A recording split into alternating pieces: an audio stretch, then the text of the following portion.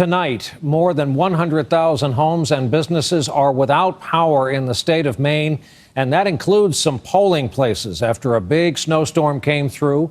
More than a foot of snow there and record cold as far south as Miami, and it's barely November. Question everyone's asking, however, is this a sign of anything yet to come? NBC's Dylan Dreyer has our report tonight from Bangor, Maine. In Maine, the snow fell fast and furiously. It's too early for snow. Much of the state got record snowfall for this early in the season. The problem with a storm this size, this early in the season, is all the fall foliage. You have this heavy, wet snow that clings to the leaves. It adds weight to the branches, and they can bend or break onto power lines. Crews worked through the night and into today, trying to restore power to more than 100,000 customers. Most of us were surprised that we got as much snow as we got. Blinding snow and winds of nearly 50 miles per hour slammed Massachusetts.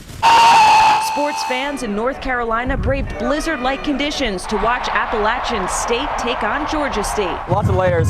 Columbia, South Carolina saw its earliest snow ever recorded.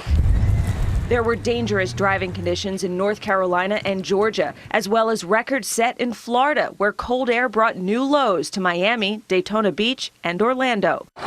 So is this a sign of a rough season ahead? According to NOAA, this winter's temperatures will actually be milder than last year's bone chiller. The odds of a recurrent pattern like that is probably pretty small.